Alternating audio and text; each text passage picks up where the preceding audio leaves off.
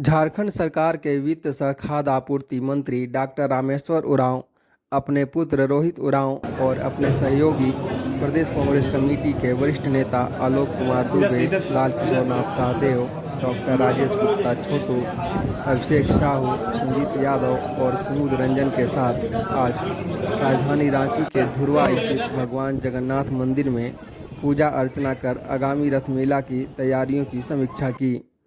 इस मौके पर मंत्री रामेश्वर उरांव ने एक और जहां भगवान जगन्नाथ के प्रथम सेवक सुधांशु नाथ शाहदेव के साथ वहां उपस्थित मंदिर के पुजारी, मीडिया के प्रतिनिधि और वहां मौजूद भगवान जगन्नाथ के भक्तों को चुनरी ओढ़ा सम्मानित किया, वहीं दूसरी ओर रथ यात्रा को लेकर रथ को सजाने में लगे कारीगरों से मुलाकात कर भगवान जगन्नाथ के रथ में सजाने के कार्यों में कितनी प्रगति हो रही है इसका भी जायजा लिया।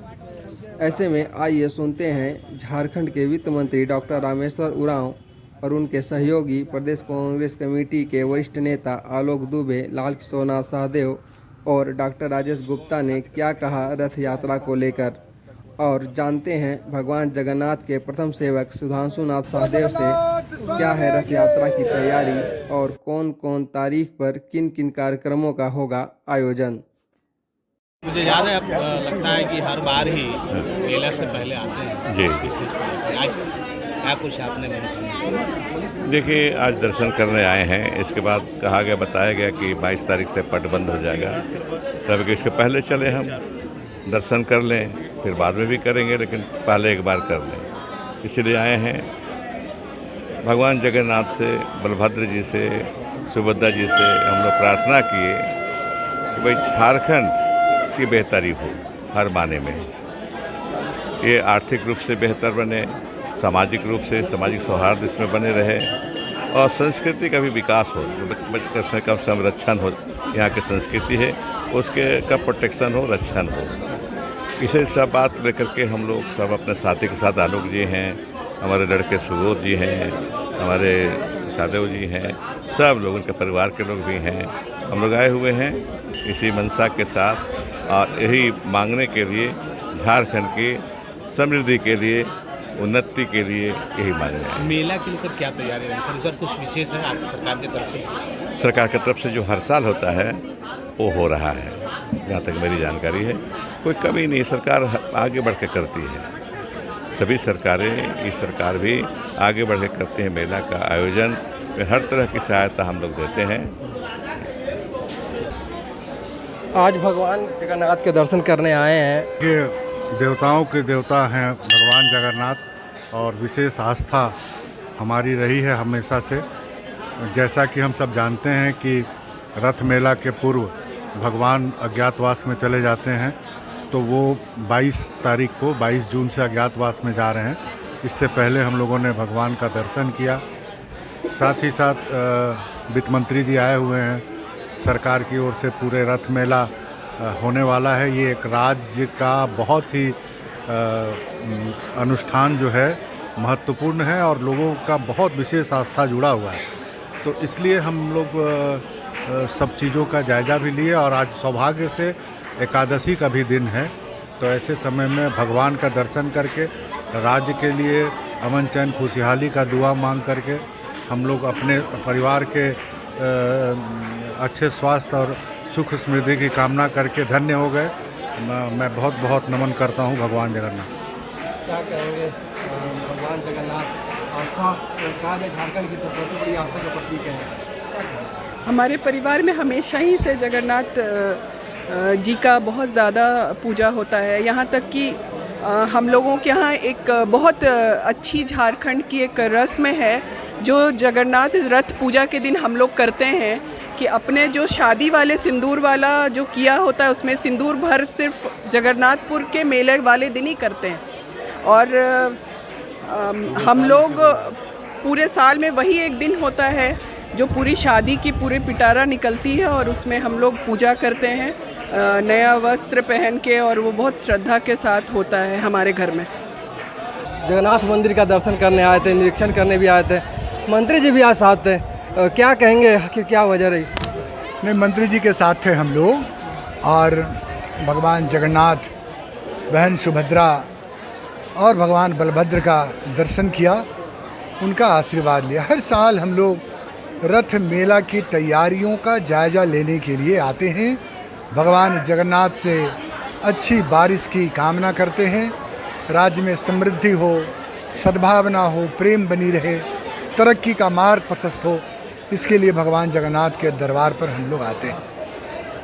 रथ मेला इस राज्य का सबसे बड़ा और महत्वपूर्ण मेला होता है, जिसमें अगल बगल के कई प्रदेशों के लोग आते हैं और धार्मिक मान्यता है कि भगवान जगन्नाथ के दरबार से कोई खाली नहीं होता। जो धार्मिक आयोजन होते हैं, रथ मेला जहाँ लाखों लोग आते हैं, कई मामले में इसके अर्थपूर्ण है।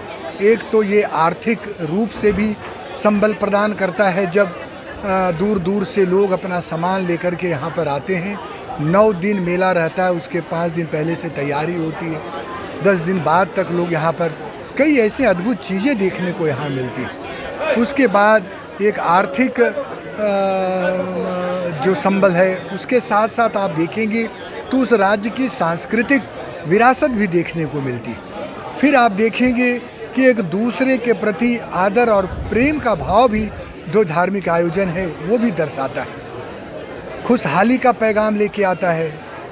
तो इस प्रकार के आयोजनों से बहुत फ़ायदा होता है। हम लोगों की मांग है सरकार से कि पिछली बार बाज़ार का जो है वो टेंडर हुआ था, तो वो टेंडर नहीं होना चाहिए।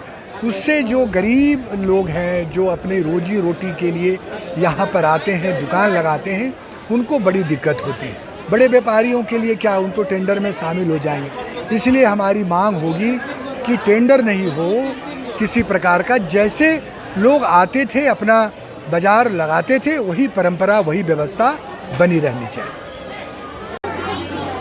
राजेश जी, जगन्नाथ यात्रा शुरू होने जा रहा है, हर वर्ष की बात ये तैयारियां जोरों पर है, क्या कहिए, कितना उत्साह है मन में आप लोगों का? देखिए, पहले तो आज हम लोग आए हैं पर भगवान जगन्नाथ की दर्शन करने को, पूजा अर्चना करने के बाद यही भगवान से कामना की है कि इस राज्य का तरक्की हो, यहाँ के लोग सुरक्षित और हर चीज़ में आगे बढ़ें। और महत्वपूर्ण बात यह है कि आप जिस जगन्नाथ रथ यात्रा की बात कर रहे हैं, तो यहाँ पे तैयारी जो मंदिर मैनेजमेंट कमेटी है वो तैयारी कब से चालू कर दी है।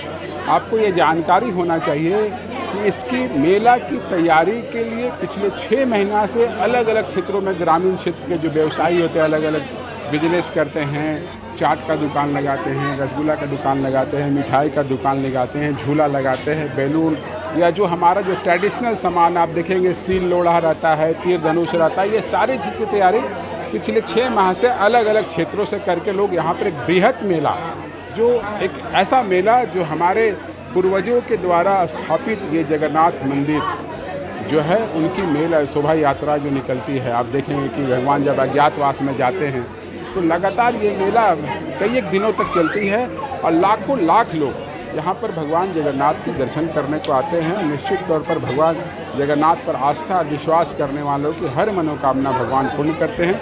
आज यही प्रार्थना हम लोग हाथ जोड़ के भगवान से करते हैं कि सब पे अपना आशीष बनाए रखे, लोगों की तरक्की हो, लोग स्वस्थ रहें, अच्छे रहें और राज्य का विकास हो। आज झारखंड के वित्त मंत्री डॉक्टर रामेश्वर उरांव आए थे भगवान जगन्नाथ के दर्शन करने, आप भी साथ में थे।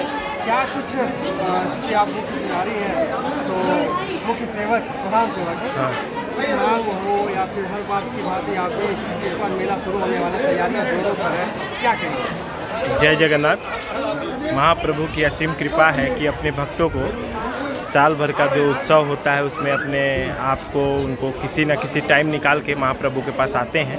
ऐसा ही हमारे माननीय वित्त मंत्री हैं रामेश्वर उरांव सर, उनका भी आगमन हुआ और प्रतिवर्ष आषाढ़ मास, ज्येष्ठ मास के पूर्णिमा तिथि को महाप्रभु का स्नान यात्रा है। इस स्नान यात्रा के बाद महाप्रभु 14 दिनों के एकांतवास में चले जाते हैं। तो इससे पूर्व माननीय जो हमारे वित्त मंत्री रामेश्वर उरांव सर हैं, वो आते हैं, प्रभु का दर्शन प्राप्त करते हैं और जगत का, झारखंड का, राज्य का, देश का कल्याण हेतु प्रार्थना प्रतिवर्ष करते आए हैं। उनकी हम लोगों का ये हमेशा से आकांक्षा रहा है कि जो भी उनके द्वारा जो सहयोग प्राप्त होते रहा है मंदिर को, चाहे वो मंदिर के विकास से लेके, रथ के निर्माण से लेके या मेला को सफलतापूर्वक संपन्न कराने को लेकर उनकी सहभागिता हमेशा से रही है। चाहे हमारे काका हुए लाल किशोर नाथ साधु जो वर्तमान में कांग्रेस कमेटी में हैं, तो उनके द्वारा भी हमको मंदिर को बहुत सारा सहयोग मिला है। यहाँ तक कि जो जगन्नाथ मंदिर की स्थापना किए थे ठाकुर ऐनीनाथ साधु, उनके 7वां पीढ़ी ठाकुर विश्वनाथ साधु का आवास जगन्नाथपुर में है। इस विषय पे भी मंत्री जी ने संज्ञान लिया, उन्होंने बात छेड़ा और उन्होंने बोला कि घर की मरम्मती या घर जिन सीन स्थिति में है वो हम अपने तरफ से प्रयास करेंगे कि उसको सुधार कर दें, और हम आपके यहाँ जाकर वास्तु स्थिति से जो लोग बेरोजगार हैं या आर्थिक तंगी से जूझ रहे हैं उनके लिए कल्याण करेंगे। इस बार का रथ यात्रा जो है वो अक्षय तृतीया यानी 10 मई से रथ के निर्माण के साथ प्रारंभ हो गया, यानी अक्षय तृतीया के साथ, और 22 जो ज्येष्ठ पूर्णिमा हम लोग कहते हैं उस दिन महाप्रभु का स्नान यात्रा होगा। स्नान यात्रा बोला जाए तो 51 कलश से जगन्नाथ माता सुभद्रा और भाई बलभद्र स्वामी को औषधीय स्नान कराए जाएंगे, जिसमें अश्वगंधा, गंगा जल और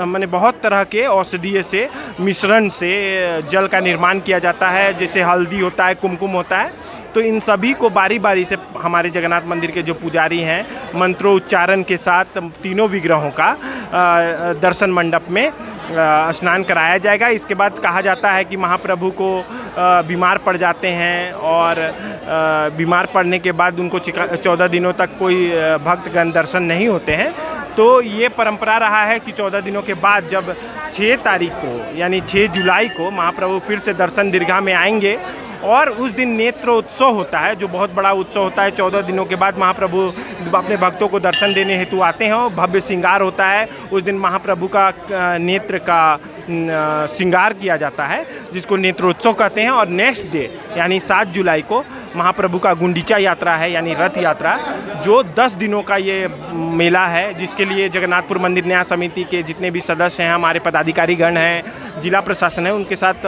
वार्तालाप हो रही है, बातें हो रही हैं, बार बार सभाएं की जा रही हैं, ताकि इस मेले को भव्यता के साथ संपन्न कराया जाए। जिसमें माननीय मुख्यमंत्री जी से मैंने जाके मिला, उनको निमंत्रण दिया। कल्पना सोरेन मैडम हैं, उनसे मैंने मिला और उनको भी ऐसे ही हमारे जितने भी गणमान्य लोग हैं झारखंड के, उन सभी से मिलकर इस मेले को सफल बनाने हेतु और मंदिर की भव्यता को अक्षुण्ण रखने हेतु प्रयास है।